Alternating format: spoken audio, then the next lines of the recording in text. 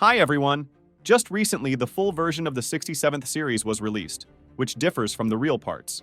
Of course, the most noticeable change is the scene where, in addition to one secret character, there is another one in a cloak. Who was that? Is this a new race that we don't know about? Today, we will look at the strange details that were changed in the series, as well as a new hint from Dafuk Boom. Watch to the end so you don't miss anything. I would like to start with that same base of SKIBIDists. It seems to be the main and most valuable for a scientist. It looks like SKIBIDI toilets are being assembled and pumped there.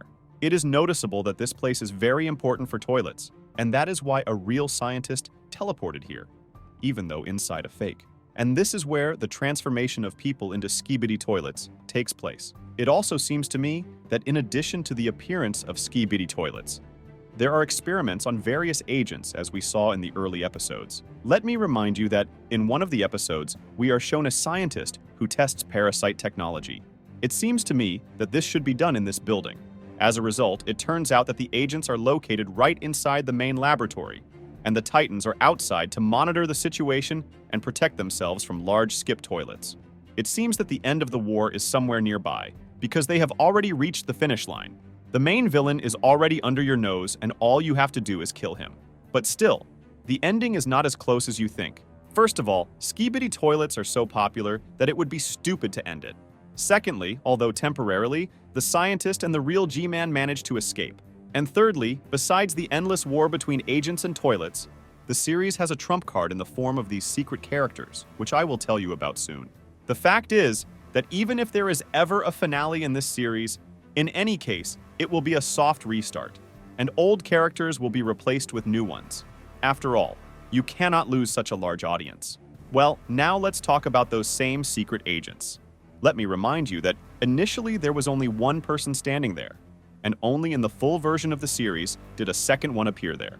Most likely, when the first part first appeared, Dafuk did not show two characters for the reason that people might get confused.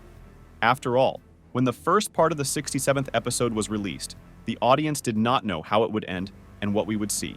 But when we had already seen the whole picture, and we had clues about who this second character could be, he still added him. This means that the answer to the question may be related to the last part. And let's not forget that besides them, right in the opposite direction, we saw a third character behind a stone. This one is similar to Dafuk Boom. We can see he has a suit and glasses, but we only see silhouettes of the characters, and it is very difficult to understand who they are. However, the green color of the teleportation suggests that one of these characters is also Dafuk Boom. Then it turns out that there are two Dafuk Booms in this universe, because if we assume that he simply managed to teleport, then we should have seen green glows, but he is not there.